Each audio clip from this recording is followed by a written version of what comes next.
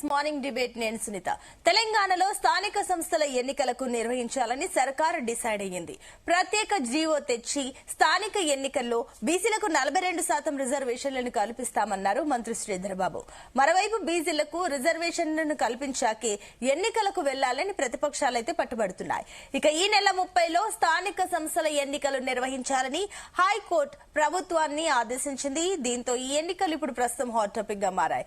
దీని గురించి మనము మాట్లాడబోతున్నాం ఇవాళ డిబేట్ లో. ఇవాళ డిబేట్ లో మనతో పాటు పార్టిసిపేట్ చేస్తున్నారు కాంగ్రెస్ అధికార ప్రతినిధి దయాకర్ రావు గారు ఉన్నారు, అండ్ అదేవిధంగా బీఆర్ఎస్ అధికార ప్రతినిధి దేవి ప్రసాద్ గారు ఉన్నారు. మరికొంతమంది కూడా కాసేపట్లో జాయిన్ అవుతారు. గుడ్ మార్నింగ్ అండి. Good morning madam. Yes Dayakar garu, మీతో స్టార్ట్ చేద్దాం. సో కొత్త జీవో తెచ్చి ప్రత్యేక జీవో తెచ్చి లోకల్ బాడీ ఎలక్షన్స్ కి వెళ్లాలని డిసైడ్ అవుతున్నారు. అండ్ ఇంకొకటి ఏంటంటే 42% రిజర్వేషన్ కల్పించాకే అన్నట్లుగానే వెళ్తున్నారా, లేదంటే ప్రతిపక్షాలు కూడా ఆల్రెడీ గట్టిగానే పట్టుబడుతున్నాయి 42% రిజర్వేషన్లు అందరికీ అమలు వర్తించేసిన తర్వాతనే వెళ్ళాలి అని చెప్పేసి. సో దాని గురించి ఏమనుకుంటున్నారు? ఆ కోర్టు ఆదేశించిన ప్రకారం 30 లోపు ఎన్నికలు జరగబోతున్నాయా? ఆ రకంగా ప్రణాళికలు జరుగుతున్నాయి అనుకోవచ్చా? మేడం నమస్తే. నా తోటి మిత్రులు కూడా జాయిన్ అయినందుకు కూడా నమస్కారం, గుడ్ మార్నింగ్. ముఖ్యంగా ఇప్పుడు హైకోర్టు ఇచ్చిన తీర్పు ప్రకారం ఈ నెలాఖరులోపు ఎలక్షన్ పెట్టాలనేది హైకోర్టు మాకు ఇచ్చినది. దీంట్లో భాగంగా మేము బీసీది చేయాలంటే లేట్ అవుతుంది కాబట్టి ప్రత్యేకంగా ఒక జీవో తీసుకొచ్చేసి ఈ నెలాఖరులోపే వెళ్ళాలని చెప్పేసి జీవో తీసుకొచ్చేసి చేయాలనేది ఆలోచన ఫస్ట్ మా ప్రభుత్వానికి. రెండోది, ఇప్పుడున్న పరిస్థితుల్లో మనం నిన్న మాకు ప్రభుత్వం చేసిన దాని ప్రకారం నిన్న మొత్తం కలెక్టర్లకు కూడా ఆర్డర్స్ ఇష్యూ చేశారు. ఇవాళ ఈవినింగ్ వరకు జీవో అంటే పంచాయతీలో ఎట్లా ఏంటి వెరిఫికేషన్ మొత్తం చేసి దాని ప్రకారం చేస్తామని చెప్పేసి ప్రభుత్వం సూచించింది. కలెక్టర్లకి మీటింగ్ పెట్టి దాన్ని ఇవాళ ఈవినింగ్ వరకు వచ్చేస్తుంది. ఇవాళ దాన్ని వచ్చిన దాన్ని బట్టి ప్రొసీడ్ అవుతుంది మా ప్రభుత్వం. మేము 100% ఈ 42% దాన్ని బేక్ చేసుకొని వెళ్ళాలని ఒక ఆలోచనతో ఉంటే దీన్ని ప్రతిపక్షాలు వేరే విధంగా ఆలోచిస్తూ వాళ్ళు ఎలక్షన్ రావట్లేదు, భయపడుతున్నారు అనేది. ఆ భయం వాళ్ళకు పట్టుకుని ఓడిపోతామనే భయం. మేము చేసే సంక్షేమ పథకాలు ఉన్నాయి కాబట్టి మేము గెలుస్తామనేది మాకుంది 100%. వాళ్ళకి భయం పట్టుకొని మేము ఇచ్చిన సన్న బియ్యం లాంటివి కానీ, ఇంధనం మిల్లు కానీ, బస్సు, గ్యాస్ ఇలాంటివి చూసుకొని మేము గెలుస్తామనే నమ్మకం మాకుంది. మేము వెళ్తున్నాం ప్రజల్లోకి. బీసీ 40% ఇచ్చాం, రిజర్వేషన్ ఇచ్చాం, అన్ని ఉన్నా కూడా మేము వెళ్తుంటే మేము ఎక్కడ ప్రభుత్వం లోకల్ బాడీలో కూడా మొత్తం కాంగ్రెస్ కైవసం చేసుకుంటుందనే భయం పట్టుకొని ప్రతిపక్షాలకు కానీ అన్ని పార్టీలు భయపడుతున్నాయి. దాంట్లో భాగంగానే మేము కూడా ఏమనుకుంటున్నాం అంటే ముందుకు వస్తున్నాం. ఏమని, బీసీతో పాటు అది కోర్టుకు పోయింది, లేట్ అయిందన్న అది బీసీ మేము గవర్నర్ దగ్గర పంపించాము. గవర్నర్ గారు స్టాంప్ వేసి పంపించాల్సిన బాధ్యత వద్దండి, బీజేపీ పార్టీది. అది బీజేపీ చెప్తుంది, దాన్ని మా రాష్ట్ర ప్రభుత్వం కాదుగా మా డ్యూటీ మేము చేశాం. మా ప్రభుత్వం సానుకూలంగా ఉంది, 42% బీసీకి కన్ఫామ్ అని. దానికి వాళ్ళు స్పందించట్లేదు. అంటే ఒక నిమిషం దయాకర్ గారు, మీరు మా డ్యూటీ మేము చేస్తామని అంటున్నారు కదా, మీ డ్యూటీ ఏ రకంగా చేశారు ఒకసారి చెప్పండి. బీసీలది మేము సర్వే చేశాము, మా రాహుల్ గాంధీ గారు చెప్పినట్టు చేశాము. దాంట్లో భాగంగానే బీసీది మేము 40% ఇవ్వాలనేది ఎప్పుడు బిల్లు కూడా పంపించాం కదా అసెంబ్లీలో. అంతేకాని మీరు బిల్ పంపించారు తప్ప అది ఇంతవరకు అమల్లో అయితే లేదు కదా. అది మాది కాదు కదా మేడం, గవర్నర్ కదా. కానీ మీరు హామీ ఇచ్చేటప్పుడు ఈ రకంగా చెప్పలేదు. హామీ ఇచ్చేటప్పుడు మీరు ఏం చెప్పారు? ఖచ్చితంగా బీసీలకు 42% రిజర్వేషన్లు కల్పిస్తామని చెప్పారే గానీ అది బీజేపీ చేతుల్లో ఉంటుంది, బిల్లు పంపించాలి, బీజేపీ డిలే చేస్తుంది, ఇలాంటి విషయాలు ఏం చెప్పలేదు. ప్రజలకు చెప్పింది కాంగ్రెస్ ప్రభుత్వం ఖచ్చితంగా తీసుకొస్తుంది, కాంగ్రెస్ ప్రభుత్వం ఇస్తుంది అని చెప్పేసి అన్నారు. ఇప్పుడు తీరా వచ్చేసరికి మా డ్యూటీ కాదు, మేము చేయాల్సిన పని చేసేస్తాం, మిగిలింది బీజేపీ చేతిలో ఉందని చెప్పేసి అంటున్నారు. కానీ బీజేపీ చేతిలో ఉన్నా కూడా ఇవాళ మళ్ళీ మేము ఏమంటున్నాం, సపరేట్ జీవో పాస్ చేసి ఎలక్షన్కి వెళ్ళడానికి సిద్ధంగా ఉన్నామంటున్నాం. ఎలక్షన్కి వెళ్ళడానికి మేము సిద్ధంగా ఉన్నాము. ఇవాళ సపరేట్ జీవో పాస్ చేసి మనం వెళ్ళాలన్న ఆలోచనలో ఉన్నాం. ఓకే ఓకే అండి, నేను ఒకసారి కనుక్కుంటా. దేవిప్రసాద్ గారు వర్షన్ కూడా విని వద్దాం. ఎస్ దేవిప్రసాద్ గారు, గుడ్ మార్నింగ్ అండి. Good morning. Good morning. So ఖచ్చితంగా బీఆర్ఎస్ నుంచి ప్రధాన డిమాండ్ బీసీలకు 42% రిజర్వేషన్ ఇచ్చాకే స్థానిక సంస్థల ఎన్నికలకు వెళ్లాలని ముందు నుంచి కూడా డిమాండ్ వస్తుంది. ఎన్నికలు డిలే అవుతుందంటూ కూడా బీఆర్ఎస్ నొక్కి చెప్తూనే ఉంది. సో ఎట్టకేలకైతే మేము ఇప్పుడు ప్రత్యేక జీవో తెచ్చి లోకల్ బాడీ ఎన్నికలకు వెళ్లబోతున్నాం అంటూ కూడా నిన్న మంత్రి శ్రీధర్ బాబు కూడా చెప్పారు. కాబట్టి ఏంటి బీఆర్ఎస్ ఏమనుకుంటుంది? ఎట్టకేలకు మీరు అనుకున్నది జరుగుతుందని ఆనందిస్తున్నారా, లేదంటే దీన్ని వ్యతిరేకిస్తున్నారా? గుడ్ మార్నింగ్ జీ, అందరికి శుభోదయం. అలాగే మిత్రులకు నమస్కారం, ప్యానల్లో ఉన్నటువంటి మిత్రులకు. అంటే బీసీలకు 42% రిజర్వేషన్లు ఇవ్వాలనేటువంటిది కామారెడ్డి డిక్లరేషన్. అంటే కాంగ్రెస్ పార్టీ అధికారంలోకి రావడానికి ఇచ్చినటువంటి అనేక హామీలలో భాగంగా కామారెడ్డి డిక్లరేషన్ పేరిట 42% బీసీలకు రిజర్వేషన్లు మేము ఇస్తామని చెప్పి కాంగ్రెస్ పార్టీ ప్రకటించింది. గత 20 నెలలుగా కాంగ్రెస్ పార్టీ ఈ 42% రిజర్వేషన్ కు సంబంధించి వారు ఎంపారికల్ డాటా కోసం చేసినటువంటి ప్రయత్నము, కమిషన్ వేసి ఇవన్నీ చేసినప్పటికీ కూడా శాసనసభలో ఈ బిల్లులు తీర్మానం చేసి కేంద్రానికి పంపించడం జరిగింది. కేంద్ర ప్రభుత్వానికి ఏకగ్రీవంగా అన్ని రాజకీయ పార్టీలు కూడా ఇక్కడ 56%కు పైగా ఉన్నటువంటి బీసీలకి 42% అనేది అది కాంగ్రెస్ ఏ లెక్కన పెట్టిందో అది పక్కకు పెట్టి అందరూ కూడా 42% కావాలని కోరుకున్నారు. శాసనసభలో స్వయంగా రేవంత్ రెడ్డి గారు చెప్పినటువంటి అంశం ఏంటంటే కేంద్ర ప్రభుత్వం మీద ఒత్తిడి పెంచడానికి అన్ని రాజకీయ పక్షాలు పెద్ద ఎత్తున ఉద్యమ కార్యాచరణ తీసుకొని కేంద్ర ప్రభుత్వాన్ని మెడలు వంచి డెఫినెట్ గా రాజ్యాంగబద్ధంగా షెడ్యూల్ 9లో చేర్చుకొని దీన్ని మనం ముందుకు పోవాలనేటువంటి అంశాన్ని వాళ్ళు పదే పదే ప్రస్తావించినటువంటి అంశాన్ని నేను సందర్భంగా గుర్తు చేస్తా ఉన్నా. లెక్కలు తీయడంలో, గణన చేయడంలో జరిగినటువంటి అనేక అవకతవకల్ని అనేక సందర్భాల్లో అనేక రాజకీయ పార్టీలతో పాటు ఒక సుదీర్ఘ కాలం బీసీల కోసం పనిచేస్తున్నటువంటి అనేక ప్రజా సంఘాలు కూడా ఈ లెక్కల్లో తేడా ఉన్నాయి, మా బీసీలకు సంబంధించినటువంటి లెక్కల్లో గణనీయంగా మా శాతం తగ్గింది, ఓసీల శాతం పెరిగింది అని అనేక మంది, కృష్ణయ్య గారి దగ్గర నుండి మొదలు పెడితే అనేక మంది కూడా అనేక రకాలుగా ఆబ్జెక్షన్ చేసినటువంటి విషయం మనకు అందరికీ తెలుసు. గతంలో కూడా ఇటువంటి ప్రయత్నాలు జరిగినప్పటికీ కూడా షెడ్యూల్ 9లో లేకపోవడం వల్ల ఏదైతే 50% అని సుప్రీంకోర్టు గతంలో ఇచ్చినటువంటి రిజర్వేషన్ క్యాప్ ఉందో దాన్ని తొలగించేటువంటి అవకాశం కేవలం షెడ్యూల్ 9కు మాత్రమే ఉన్నది తప్ప వేరేది లేదని గతంలో జరిగినటువంటి ప్రయత్నం కూడా మా ప్రభుత్వ కాలంలో కూడా దీన్ని పెంచడానికి చేసినటువంటి ప్రయత్నం కోర్టుల తీర్పుల వల్ల వీగిపోయి మళ్ళీ మేము జీవోలు తెచ్చి పాత ప్రకారమే ఎన్నికలకు పోల్సినటువంటి పరిస్థితి వచ్చింది. కాబట్టి ఈ పరిస్థితి ఎదురు కావద్దంటే రాజ్యాంగబద్ధంగా దీనికి రావాలని చెప్పి మేము అనేక సందర్భాల్లో చెప్పినటువంటి అంశం మీకు తెలుసు. కానీ అటువైపుగా పెద్దగా ప్రయత్నాలు జరగలేదు. 52-54 సార్లు ఢిల్లీకి పోయినప్పటికి కూడా రేవంత్ రెడ్డి గారు 1-2 సందర్భాల్లో వాళ్ళ పార్టీకి సంబంధించినటువంటి ఎంపీలతో ఎమ్మెల్యేలతో ధర్నా కార్యక్రమాలు పెట్టినప్పటికి కూడా మొత్తంగా కూడా తెలంగాణలో ఉన్నటువంటి బీజేపీ మీద అట్లాగే మా పార్టీ నాయకులందరినీ కూడా కలుపుకొని ఒక రాజకీయ కార్యాచరణ ప్రకటించలేదనేటువంటి అంశాన్ని ఈ సందర్భంగా మనం గుర్తుంచుకోవాల్సినటువంటి అవసరం. కేవలం ఈ గణన ఏదైతే కులగణన చేస్తా ఉన్నారో, జనగణన చేస్తా ఉన్నారో రాష్ట్రాలకు హక్కు లేదనేటువంటి విషయాన్ని గతంలోనే కేంద్రం అనేక సందర్భాల్లో ప్రకటించినప్పటికీ కూడా వీళ్ళు గణన చేసి డెడికేషన్ కమిషన్ వేసి రకరకాలుగా ఇంపారికల్ డాటా తీసుకున్నప్పటికీ కూడా కేంద్రం పెడచెవిన పెట్టి ఇప్పటి వరకు ఈ సమస్యను పరిష్కరించకుండా నాంచివేద్దాం.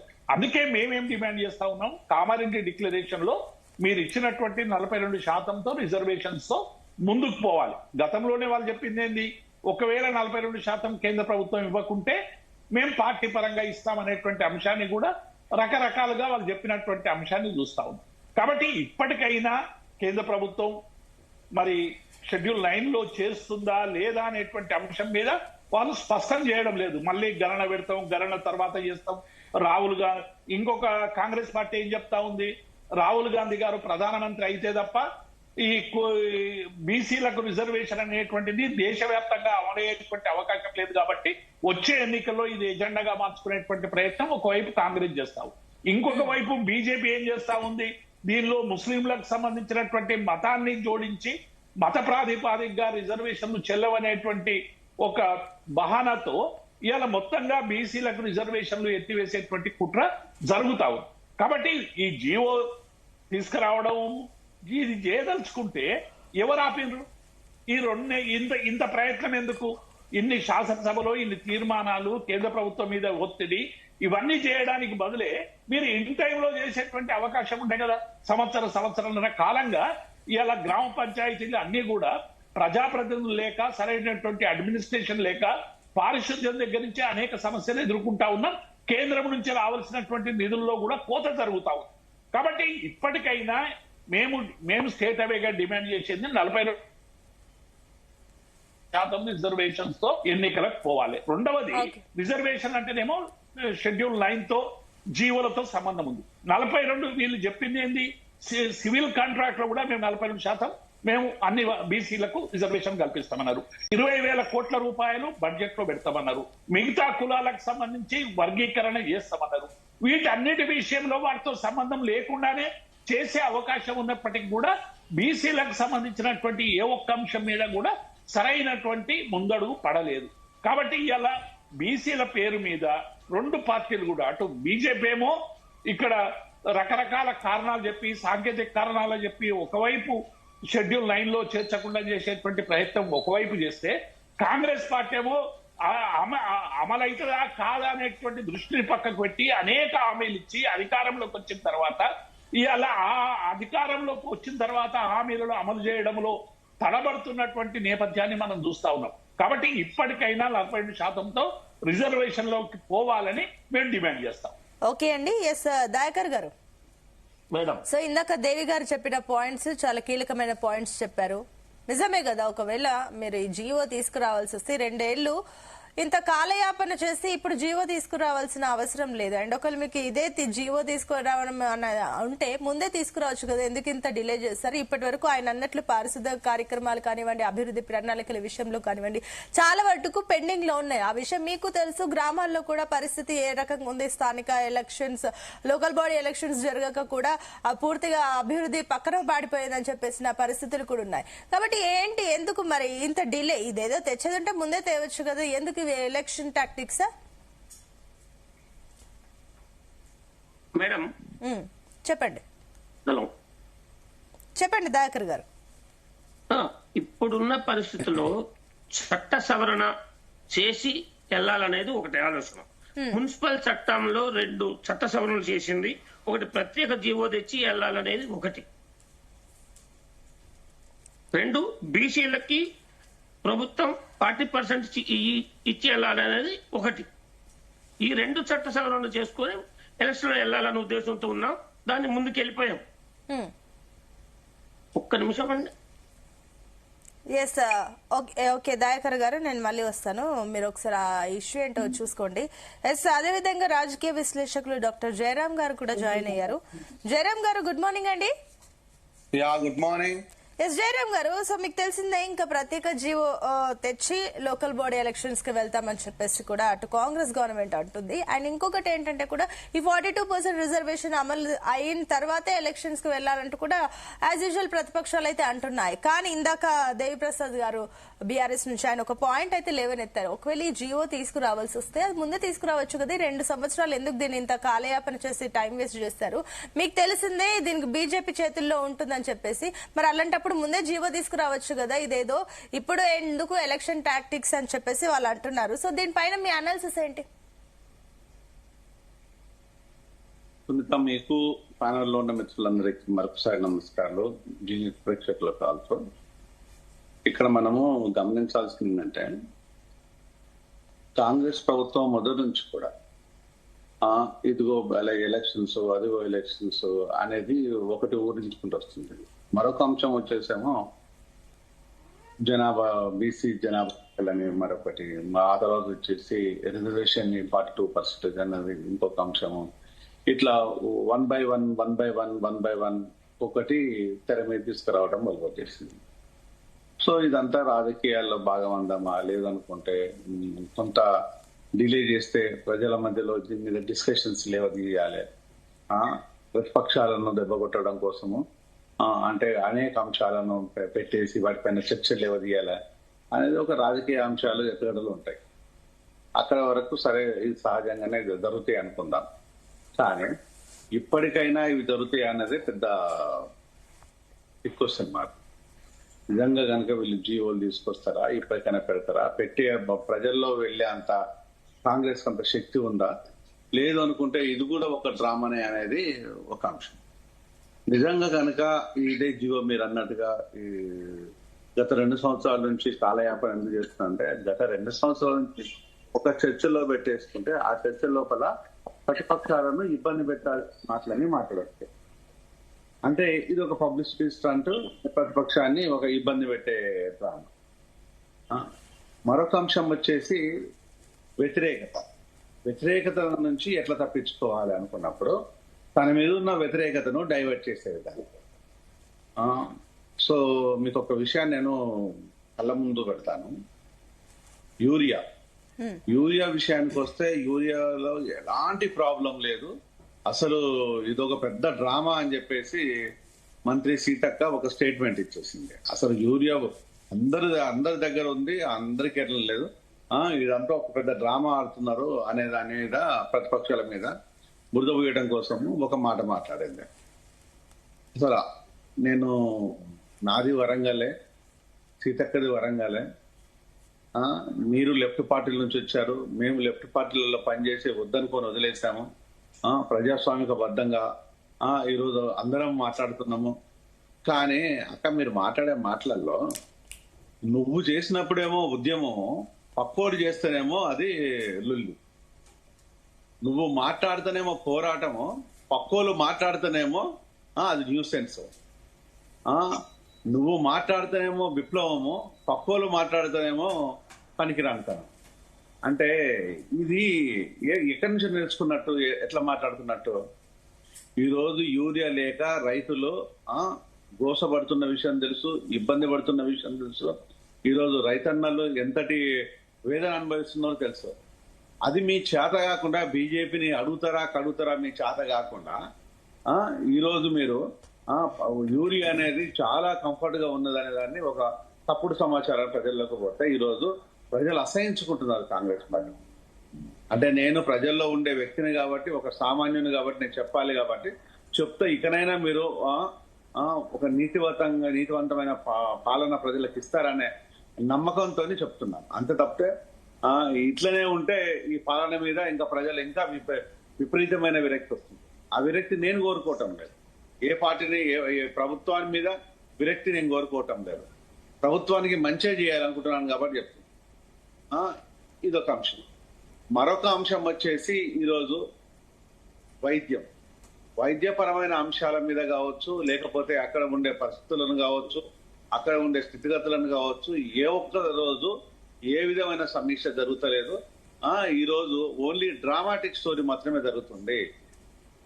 అప్పుడు కేసీఆర్ గారి పాలన లోపల ఒక కేసీఆర్ కిట్ అయితేనేమి అవైతే అన్నప్పుడు ఒక రాజకీయాన్ని మాట్లాడేస్తారు, అనేక విషయాల లోపల దాన్ని ఉంటారు. కానీ ఈ రోజు మీకు గ్రామీణ స్థాయి వరకు వెళ్ళినట్టయితే, ఈరోజు మండల స్థాయి వరకు వెళ్ళినట్టయితే, లాస్ట్ కు జిల్లా స్థాయి ఏరియా హాస్పిటల్కి వెళ్ళినా కూడా మందుల కొరత, వైద్యుల కొరత, సిబ్బంది కొరత, పారామెడికల్ స్టాఫ్ కొరత, ఇంకా చెప్పాలంటే ఈరోజు వైద్య విధానం అనేది ఒక అగమ్య గోచరంగా మారిపోయింది. అందులోపల ఆ నలుగురి చేతి లోపల ఈరోజు వైద్య సంస్థలు ఉండడం కాదు, ఈరోజు ఒక నలుగురు డాక్టర్లను ఒక్కొక్క హాస్పిటల్లో ఒక్కొక్క వ్యక్తికి కొన్ని 1 కాదు, 2 కాదు, 3 కాదు, 5 లేకపోతే 4 లేకపోతే 3 ఇట్లా ఇన్ఛార్జీలు ఇచ్చుకుంటూ వెళ్ళిపోయారు. వాళ్ళను మాత్రమే 4గురిని మాత్రమే పెట్టారు. దీన్ని ఏ విధంగా సూచకం చెప్పుదాం? అంటే మిగతా వాళ్ళు డాక్టర్లు కాదా, వాళ్ళు పనికిరారా, లేకపోతే ఈ 4గురు మాత్రమే పనికొస్తారా, వీళ్ళు మాత్రమే డాక్టర్లు అని చెప్పుదామా? లేకపోతే ఇప్పుడు ఉన్న డాక్టర్లు నాకు వాళ్ళు మానసికంగా ఇబ్బంది పడుతూ ప్రజల్లోకి రాని పరిస్థితిలో ఉండేసి, అన్నా ఇలాంటి జరుగుతుంది, దీన్ని ఏం చేద్దాం సార్ అని చెప్తూ ఉంటే ఈరోజు వీళ్ళు డాక్టర్లా బ్రోకర్లా అని నన్ను అడుగుతున్నారు. దానికి ఏం చెప్తారు మీరు? అంటే ఇంకొకటి జయరాం గారు ఒక్కటే వాళ్ళొక అంశం ఇబ్బందులు చెప్తున్నాను నేను. వీళ్ళే డ్రామాలు ఏ విధంగా ఉన్నాయో చెప్తాం. మరొక అంశం విద్యా వ్యవస్థ. మొన్న ఉస్మానియా పోయి రేవంత్ ఏం చెప్పినంటే నేను 40,000 కోట్ల రూపాయలు కట్ చేసినాను. దేనికోసం కట్ చేసినాము ఒక్కసారి మాకు అక్కర్లేదు, కానీ నువ్వు ఒక సమీక్ష పెట్టేసి ఒక శ్వేతపత్రాన్ని రిలీజ్ చేయి. ఈ రోజు ఉన్న విద్యా సంస్థలను ప్రైమరీ స్కూళ్లను నువ్వు అప్పర్ ప్రైమరీ స్కూల్ చేసావా? అప్పర్ ప్రైమరీ స్కూళ్లను నువ్వు జిల్లా పరిషత్ స్కూల్ అని చేసావా? జిల్లా పరిషత్ స్కూల్లో ఉంటే అక్కడ నువ్వు ఇంటర్మీడియట్ యాడ్ చేసావా? దేనికోసం కట్ చేసావు? అంటే ఎవరి అవసరాల కోసము, ఎవరి అక్కర్ల కోసము, ఎవరి ఆదాయ వనరుల కోసము విచ్చలవిడిగా డబ్బులు కట్ చేసుకుంటా పోతూ ఉంటే అంటారు. మరొక అంశం, ఈ రోజు నిజంగా మీకు చేత అయితే జూబ్లీ హిల్స్ ఎన్నికల్లో కనుక మీరు పోటీ చేయాలి అనే శక్తి మీకు ఉన్నట్టు అయితే, నిజంగా కనుక ఆ బై ఎలక్షన్ విషయానికి వస్తే నిజంగా మీకు గుండె ధైర్యం ఉందా అని ప్రజలు ప్రశ్నిస్తున్నారు. నాకు సంబంధం లేదనుకోండి, ప్రజలు అడగమన్న ప్రశ్నలన్నీ మిమ్మల్ని అడుగుతున్నాను. ఈ రోజు మీకు ఆ శక్తి ఉందా? ఈ రోజు నిజంగా జూబ్లీ హిల్స్ ఉప ఎన్నికను మీరు ధైర్యంగా ఎదుర్కొనే శక్తి మీకుందా? అది $1 మిలియన్ ప్రశ్న. అది ఈ రోజు మీరు ఏ విధంగా తీసుకున్నా కూడా ఇంకొక పెద్ద జోక్ చెప్పాలా, ఇది మిలియనియం జోక్. అసలు ప్రజల లోపల ఈ రోజు ఉన్న డిస్కషన్, ప్రజలు కాదు బహిరంగంగానే వాళ్ళ పార్టీలో ఉన్న, కాంగ్రెస్ పార్టీలో ఉన్న కొంతమంది నాయకులు, ఇది బీజేపీ అంటే ఓకే ఫైన్, కానీ ఒకటి జయరాం గారు, మనకి ప్రధాన పాయింట్ ఏంటంటే కూడా మనకి ఇక్కడ ఒక క్వశ్చన్ రైజ్ అవుతుంది. ఏంటి అంటే, మొన్నటి వరకు స్థానిక సంస్థల ఎన్నికలకి ఇప్పటి వరకు డిలే చేస్తూ వస్తూ ఈసారి మాత్రం ఖచ్చితంగా ఈసారి జరుగుతాయి అండ్ జీవో తీసుకొచ్చేస్తామని చెప్పేసి ప్రభుత్వం ఏదైతే అంటుందో, ఇది నిజంగానే నమ్మశక్యంగా ఉందనుకోవచ్చా? ఈసారి నిజంగానే అనుకున్నట్లుగా ఈ సెప్టెంబర్ 30 లోపు స్థానిక సంస్థలు ఎన్నికలు జరిగే అవకాశాలు కనిపిస్తున్నాయి అనుకోవచ్చా? అదే చెప్తున్నాను. అంటే మీకు గ్రౌండ్ రియాలిటీ లోకి వెళ్తే వ్యతిరేకత 10 సంవత్సరాలలో మూట కట్టుకున్న వ్యతిరేకత, బీఆర్ఎస్ మూట కట్టుకున్న వ్యతిరేకత కంటే 2 సంవత్సరాల లోపల కాంగ్రెస్ మూట కట్టుకున్న వ్యతిరేకతే అత్యధికం. వ్యతిరేకత మీద నేను ఇవన్నీ ఏకరువు పెట్టి ఎందుకు చదువుతున్నానంటే, ఈ రోజు నాకు మాత్రమే తెలుసు, మిగతా వాళ్ళకి తెలుసు అంటే దేవన్నకు తెలుసు, బీజేపీ మిత్రులు తెలుసు, కాంగ్రెస్ లకు మరి బాగా తెలుసు, మీకు తెలుసు, ప్రజలకు తెలుసు. అంటే ఈ రోజు ఇంతటి ఉన్నా కూడా ఇంకా ఏ మాత్రం లేకుండా కూడా ఇంకొక మాట ఏంటంటే, ఇంత వ్యతిరేకతలో కూడా కాంగ్రెస్ లో ఒక మాట ఏంటంటే, కాంగ్రెస్ బహిరంగంగా అనుకున్నమాట అంటే, ఈ రోజు మేము బీజేపీ ప్రభుత్వంతో ఉన్నామా లేకపోతే నిజంగా కాంగ్రెస్ గవర్నమెంట్ అనే కన్ఫ్యూజన్ లో మీ ప్రభుత్వంలో ఉండే పెద్దలు కొంతమంది మాట్లాడుకుంటున్నారు. దాని గురించి ఎందుకు ఒకసారి ఓకే కనుక్కుందామండి. దయాకర్ గారు, సో వింటున్నారు కదా, జయరాం గారు మాటలు విన్నారు కాబట్టి మీరు కూడా నిజంగానే మరి కాంగ్రెస్ గవర్నమెంట్ లో ఉన్నారని అనుకుంటున్నారా, మీరు కూడా బీజేపీయే ఉందని అనుకుంటున్నారా, ఏంటి ఏమనుకుంటున్నారు? మేమంతా ప్రజలు గాని అప్పుడు ఒక్క నిమిషం జయరాం గారు, నాకు అర్థమైంది, ఒక్క నిమిషం ఆయన దగ్గర క్లారిటీ తీసుకుందాం. దయాకర్ గారు, ఈ పాయింట్ కి ఏం చెప్తారు? అంటే కాంగ్రెస్ గవర్నమెంట్ సరే బీఆర్ఎస్ పాలనలో వ్యతిరేకత వచ్చింది, ఆ విషయాలన్నీ పక్కన పెడితే తర్వాత మీరు వచ్చారు బానే ఉంది, కానీ బీఆర్ఎస్ కంటే ఎక్కువగా ఈ 2 ఏళ్లలో కాంగ్రెస్ మూట కట్టుకున్న ఈ అవినీతి ఆరోపణలు ఎక్కువగా ఉన్నాయి, మీ గురించి ఎక్కువగా విమర్శలు ఉన్నాయి. అసలు కాంగ్రెస్ లోనే కాంగ్రెస్ గవర్నమెంటా లేదంటే బీజేపీ గవర్నమెంటా? అండ్ మీరు కూడా ఇందాక ఒక మాట అన్నారు, మేము చేయాల్సిన డ్యూటీ మేము చేసేసాము, బీజేపీ చేయాలని చెప్పి మీరు కూడా అంటున్నారు. కాబట్టి ఏంటి, మీరు కూడా ఒకసారి దీని గురించి క్లారిటీ ఇవ్వండి. ఇప్పుడు బీజేపీ ఇక్కడ ఉన్న గవర్నర్ గారు ఆమోద ముద్ర వేసి రాష్ట్రపతికి పంపించారు, రాష్ట్రపతి దగ్గర పరిశీలిస్తున్నారు. బీజేపీ టిఆర్ఎస్ ఆడుతున్న నాటకం తప్ప కాంగ్రెస్ ప్రభుత్వం చిత్తశుద్ధితో పనిచేస్తుంది. మేము అనుకున్న వాళ్ళు 10 ఏళ్లలో చేయలేని పాలనని మేము 2 ఏళ్లలో అందించాము. ఇందాక అన్న అంటుండు జూబ్లీ హిల్స్ ఎలక్షన్ కి రమ్మన్నాను. జూబ్లీ ఎలక్షన్ కి రమ్మంటే ఏంటి, మేము రెడీగా సిద్ధంగా ఉన్నాం, అది ఎలక్షన్ కోడ్ వచ్చేస్తే మేము సిద్ధం. తెలిసిపోయింది కదా ఎవరున్నారు. టిఆర్ఎస్ 4 ముక్కలు అయిపోయింది, బీఆర్ఎస్ వాళ్ళ అధ్యక్ష పదవికి కొట్టుకొని ఈటెల రాజేందర్కి వస్తుందా, ఇంకొకరికి వస్తుందా, అరుణమ్మకి వస్తుందా అని ఇది అనుకున్న లాస్ట్ లో న్యూట్రల్ క్యాండిడేట్ ఇచ్చారు.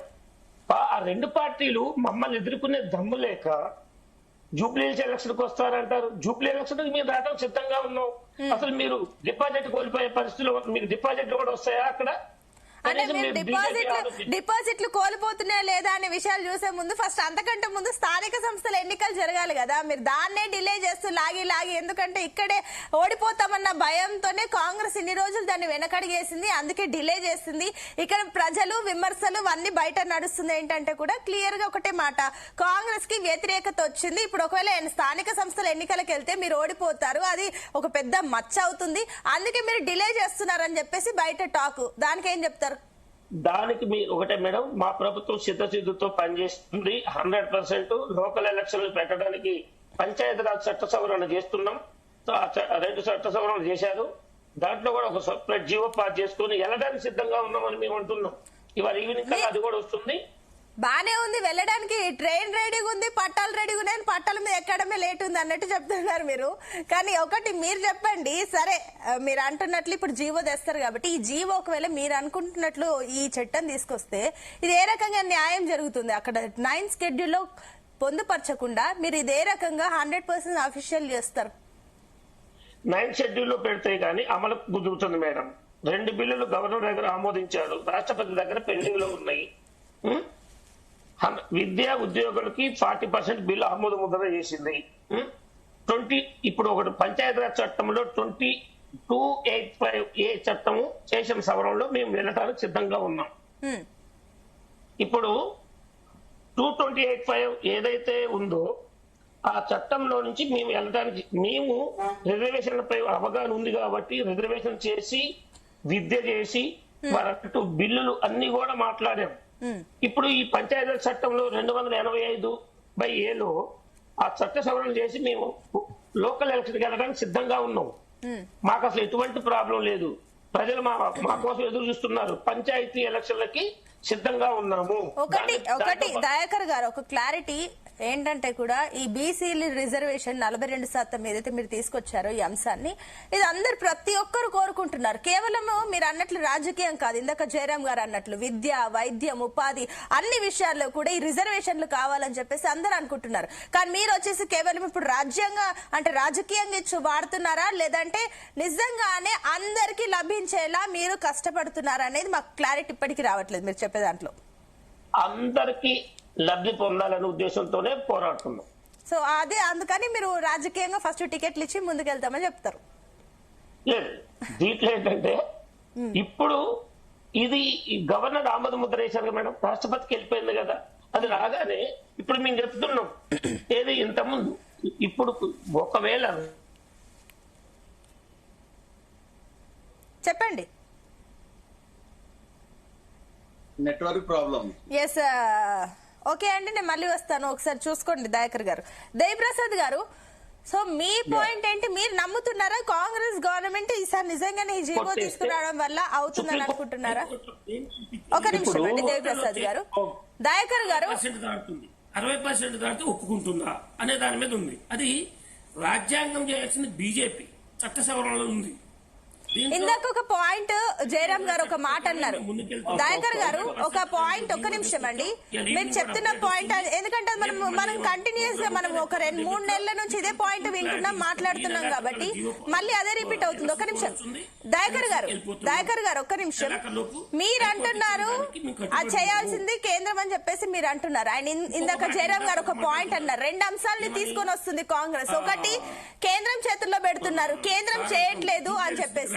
దయాకర్ గారు ఒక నిమిషం దయచేసి నా పాయింట్ వినండి, ఒక నిమిషం. సరే, మీరు అంటున్నారు, మీరన్న పాయింటే ఒకసారి మాట్లాడదాం. మీరన్న పాయింట్ కి నేను అడుగుతాను, ఒక నిమిషం. వ్యవసాయ శాఖ మంత్రి గారు ఢిల్లీలో ఉండి మాకు బీజేపీ మా మీద నిందపోయడానికి ఏది ప్రభుత్వం ఇవ్వలేదు, ప్రభుత్వం ఎందుకంటే భయపడుతుంది అని చెప్తున్నారు, రావట్లేదని. అది ఎవరిది మేడం?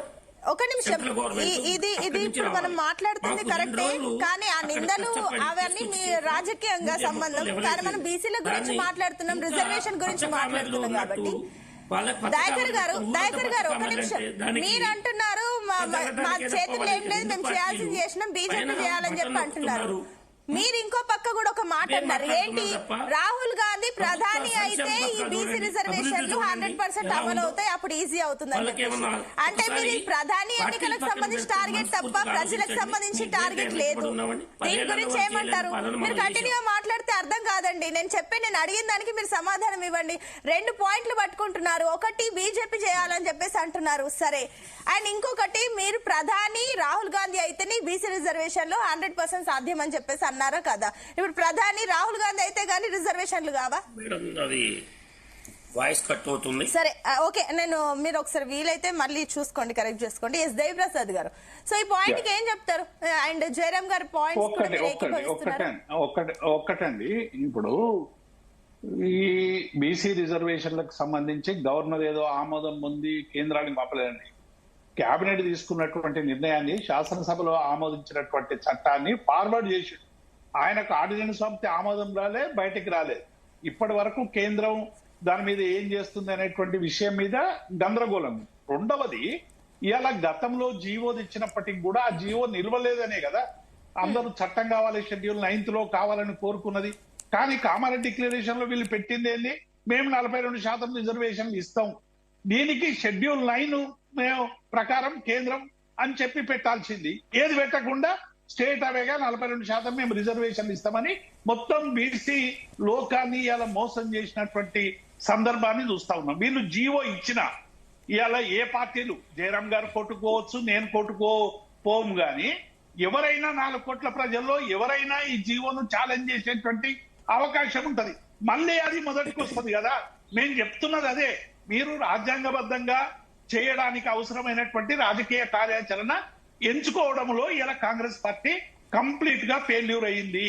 మేము ఖచ్చితంగా వెళ్తామని చెప్పేసి వాళ్ళు అంటున్నారు. అండ్ మీరు కూడా గతంలో నిలవలేదు, మీరు తెచ్చినప్పుడు నిలవలేదు, వీళ్ళు తీసుకొచ్చినప్పుడు నిలుస్తుందని చెప్పేసి వాళ్ళు గట్టిగా అంటున్నారు. ఎట్లా నిలుస్తుందండి? ఇప్పుడు మేమేమో ఇది నిలవదు అనేటువంటి అంశం కాంగ్రెస్ పార్టీ కూడా తెలుసు. ఇప్పుడు పోతారనుకుంటున్నారా మీరు ఎన్నికలకు? జీవో తెస్తారా ఆపంగానే బీజేపీ మీద, బీఆర్ఎస్ మీద, ఇంకెవరెవరైతే మాట్లాడుతారో వాళ్ళందరి మీద బురదలు చల్లేటువంటి ప్రయత్నం చేసి ఎన్నికలకు పోయేటువంటి అవకాశం లేదు. September 30th డెడ్ లైన్ పెట్టింది హైకోర్టు. ఇవాళ మనం 20, 22, 23 తారీఖులలో మధ్యలో ఉన్నాం మనము. ఇవాళ ఎప్పుడు వారం రోజులు కూడా లేవు. రిజర్వేషన్ ఎప్పుడు చేస్తారు, నోటిఫికేషన్ ఎప్పుడు చేస్తారు, మీరు దీనికి సంబంధించినటువంటి కార్యక్రమాలు ఎప్పుడు చేస్తారు? మీకు మరి కోర్టుకు పోయేమనే ఎక్స్టెన్షన్, మొన్న రేవంత్ రెడ్డి గారు సుప్రీంకోర్టులో మేము సుప్రీంకోర్టుకు పోతాం దీని మీద, ఇంకా హైకోర్టు ఏమిస్తుందో తెలియదు అనేటువంటి ఎక్స్టెన్షన్ పోతామని అక్కడ అన్నారు. ఇప్పుడు వచ్చేమో కమాండ్ కంట్రోల్ రూమ్ లో పెట్టి మీటింగ్ పెట్టి మేము తీసుకుపోతామన్నారు. ఇవాళ కాంగ్రెస్ పార్టీ ప్రజల్లో ఎన్నికలకు పోవడానికి ఇవాళ జంకుతున్నటువంటి మాట వాస్తవం. ఇవాళ ఇచ్చినటువంటి ఏ హామీలు కూడా సరైనటువంటి రీతిలో అమలు చేయనటువంటి ఒక అనివార్యత చాలా స్పష్టంగా ఇవాళ కనబడుతా ఉన్నది.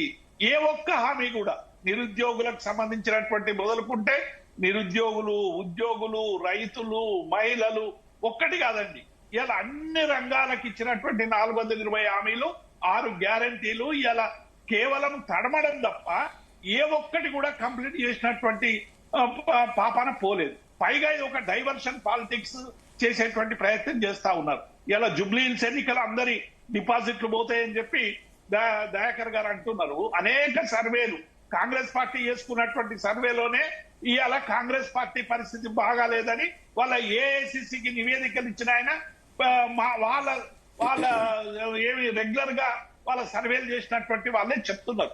ఇలా జుబ్లీహిల్స్ లో కాంగ్రెస్ గెలవడానికి ఏమున్నదని ఈ 20 సరే అంటే ఓకే, కాంగ్రెస్ విషయం మనం కనుక్కుందామండి దేవిప్రసాద్ గారు. సరే మీరు ఇప్పుడు జుబ్లీహిల్స్ ఎలక్షన్స్ తీసుకొచ్చారు కాబట్టి మరి అక్కడ బీఆర్ఎస్ గెలిచే అవకాశాలు ఉన్నాయా?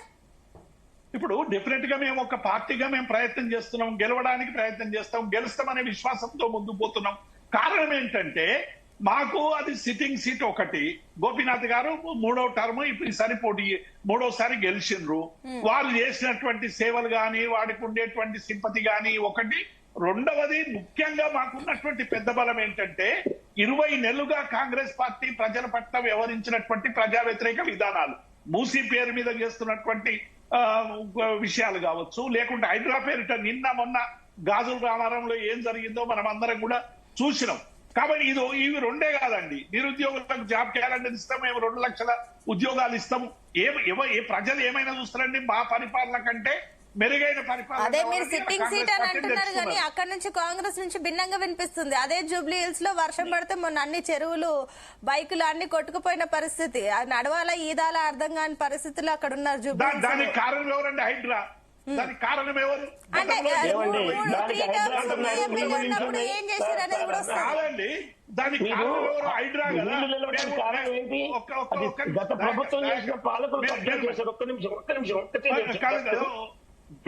మీ ప్రభుత్వంలో చేసిన తప్పు కావడం వల్ల మేము హైడ్రా తీసుకొచ్చినాం. ల్యాండ్స్ మొత్తం కబ్జా చేసి ఇల్లు కట్టుకొని అందరికి ఇచ్చుకొని చెరువులకి వచ్చి చెరువులు కట్టుకొని చెరువులు ముంచుకొని మొత్తం నేను దయాకర్ గారు ఒక నిమిషం, దేవిప్రసాద్ గారు చెప్పండి. దేవిప్రసాద్ గారు, ఇప్పుడు హైడ్రా అనేటువంటిది పెద్దలకు వైపు పోకుండా కేవలం పేదల కడుపులు కొట్టి పేదల ఇళ్లను మూల్చేటువంటి ఒక సంస్థగా తయారైంది. పొంగులేటి శ్రీనివాసరెడ్డి ఉన్నటువంటి చెరువులో ఉన్నటువంటి దాన్ని కూల్చే ప్రయత్నం చేయలేదు. రెడ్డికి ఉన్నటువంటి దాన్ని చేయలేదు. తిరుపతి రెడ్డికి ఉన్నటువంటి కూల్చే ప్రయత్నం చేయలేదు. చాలా మంది పెద్ద పెద్దలకు సంబంధించినటువంటి ఇళ్లన్నీ కూడా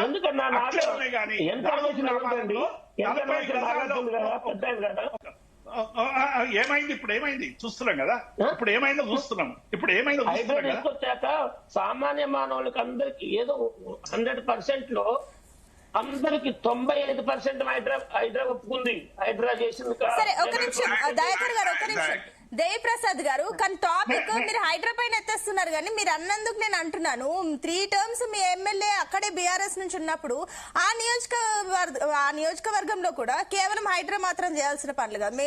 అటు మీరు అనుకుంటే డ్రైనేజీలు, రోడ్స్, ఈ సిస్టమ్స్ అన్ని కూడా మంచిగా రిపేర్ చేసి బిల్డప్ చేయొచ్చు. కానీ ఇవన్నీ విషయాలు పక్కన పెట్టారు. ఒకవేళ వెళ్తే కూడా మీకు కూడా మైనస్ గానే ఉంది. అక్కడ ప్రజలు ఇంకా ఈ వర్షాకాలం కాబట్టి ఇంకా కోపంగా ఉన్నారు అని చెప్పేసి కూడా ఉంది. ఇప్పుడు కోపంగా ప్రజలు ఉన్నారా, ఏ కాంగ్రెస్ పార్టీ మీద ఉందా, మా మీద ఉందా అనేది ఎన్నికల్లో తేలుతుంది. అది వేరే సమస్య.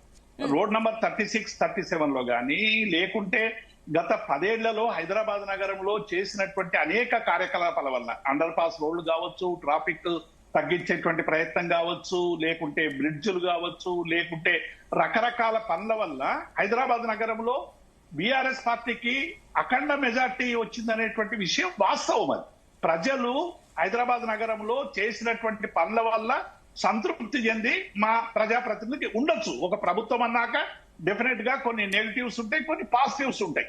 నెగిటివ్స్ తక్కువ ఉండి పాజిటివ్ ఎక్కువ ఉండడం వల్లే హైదరాబాద్ నగరంలో మేము గెలవగలిగినాం. రూరల్ ఏరియాలో దెబ్బలేదు. మాకంటే మెరుగైన పరిపాలన ఇస్తామని చెప్పి వీళ్ళు హైడ్రా తీసుకొచ్చి 20 నెలల్లో ఏం చేశారు? క్రౌడ్ బ్లాస్ట్ వస్తే ఎక్కడైనా పోతుందండి. బెంగళూరు పోతుంది, ఢిల్లీ పోతుంది, మొన్న ఉత్తరాంచల్ చాలా చాలా దగ్గర జరిగింది. కానీ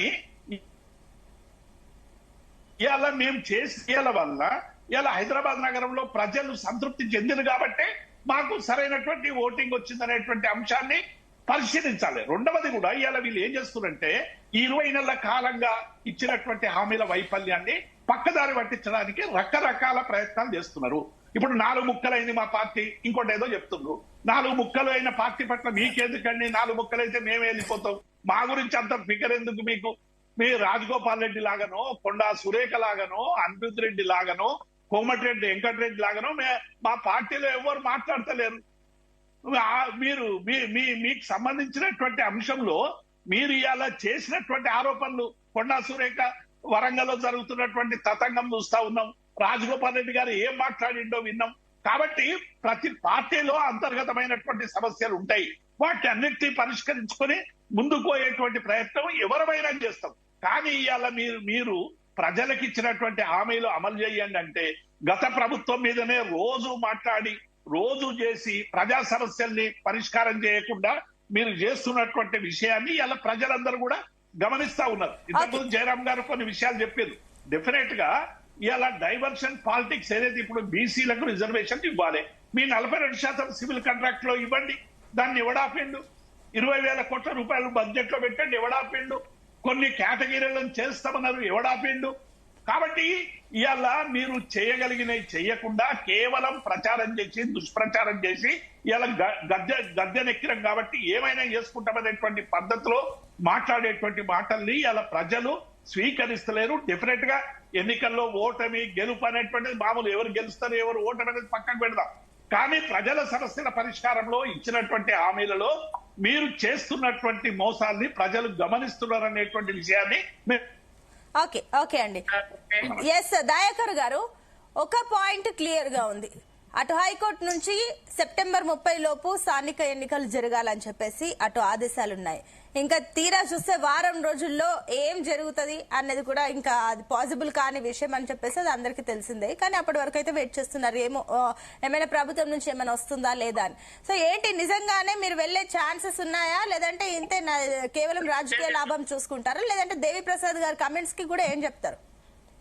కంపల్సరీ వెళ్తే మేడం, ఒకటి గుర్తుంచుకోవాల్సింది ఏంటంటే అందరూ కూడా తమిళనాడులో 9th షెడ్యూల్ ప్రకారం అమలు జరిగింది తమిళనాడులో.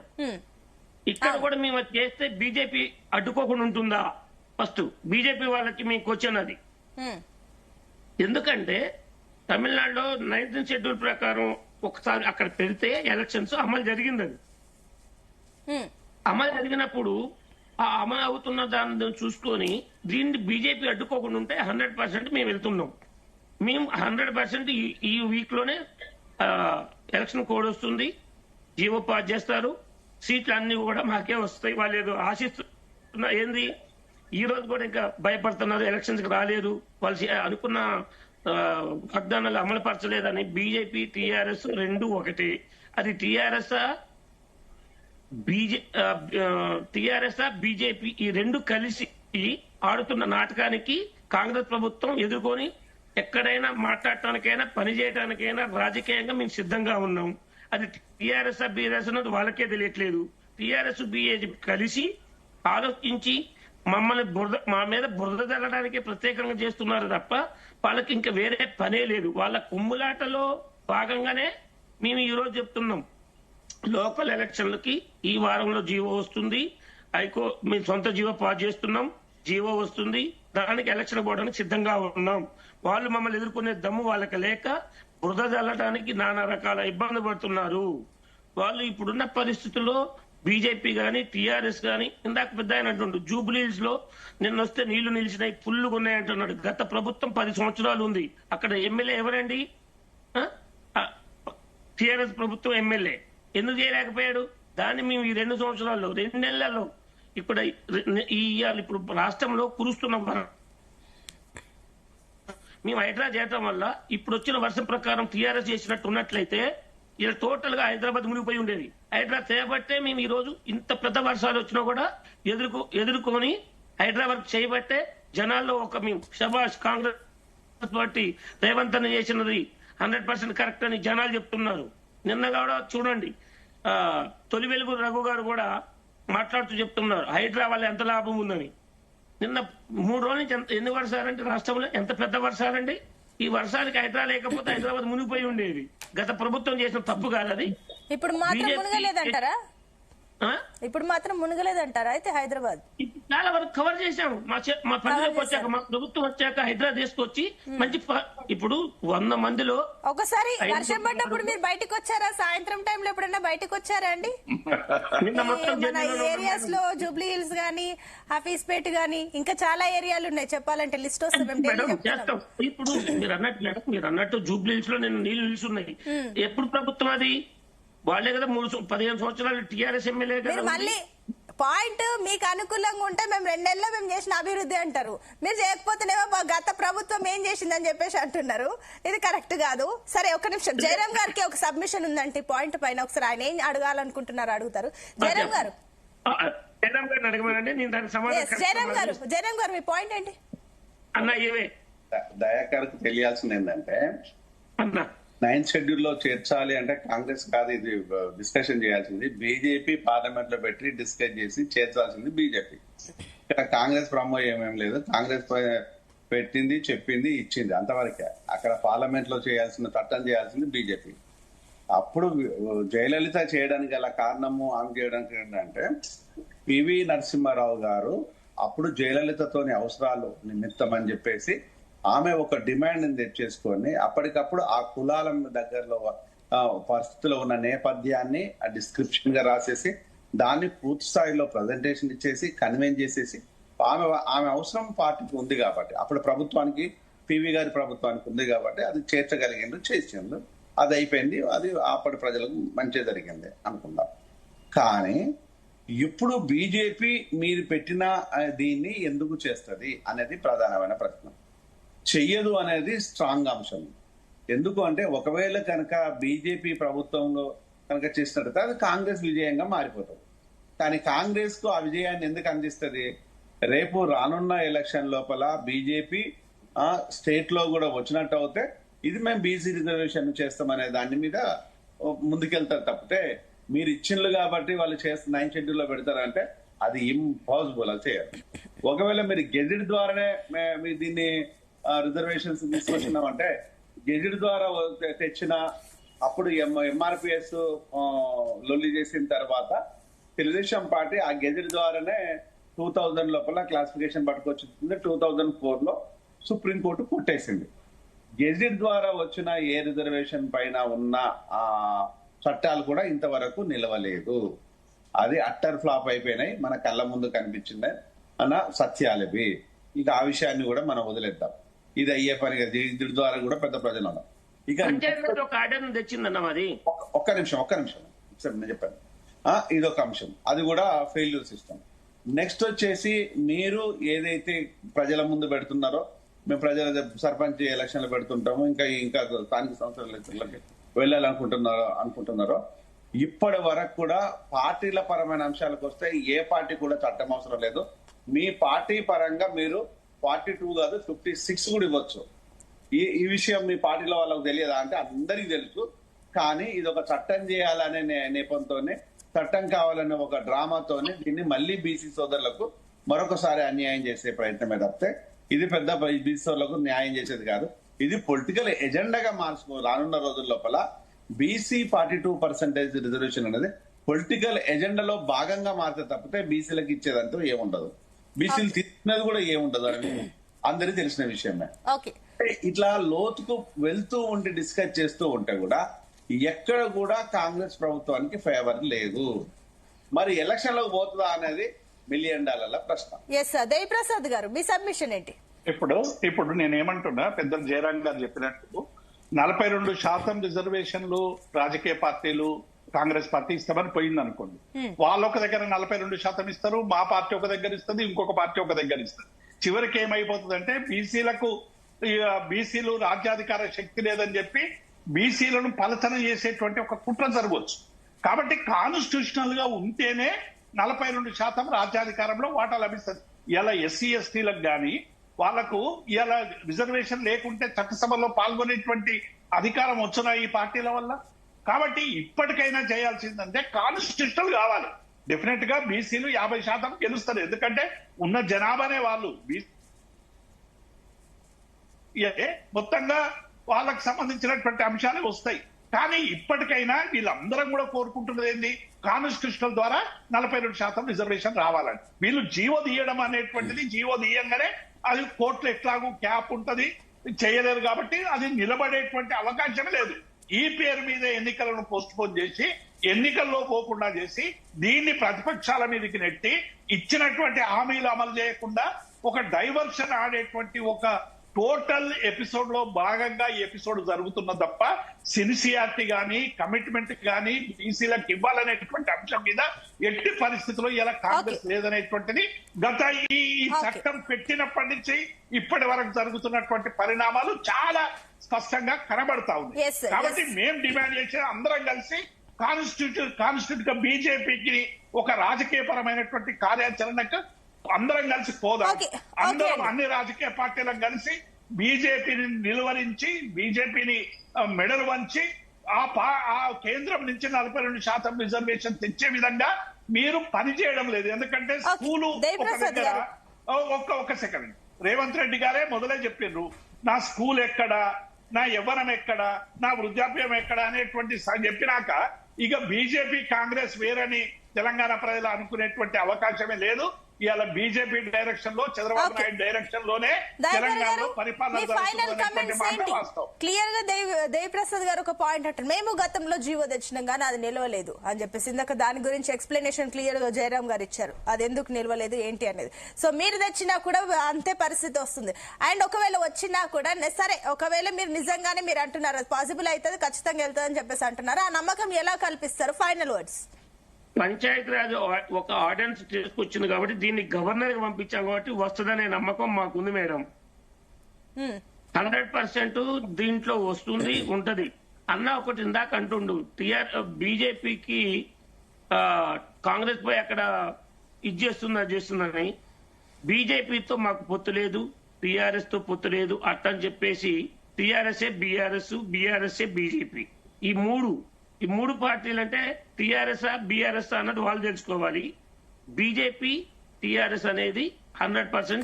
కానీ పాయింట్ నేను అడిగిన పాయింట్ కి మీరు టీఆర్ఎస్ అంటే ఎక్కడికో వెళ్తున్నారు. జస్ట్ పాయింట్ చెప్పండి, నాకు మన టైం తక్కువ ఉంది.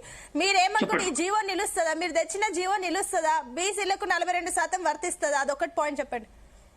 100% వర్తిస్తుంది మేడం. చెయ్యాలి, చేస్తున్నాం. దానికోసం ఇంకా ఏమైనా చట్ట సవరణలు ఏదైనా ఉంటే చేయాలనేది ఈవినింగ్ వరకు మాకు వస్తుంది.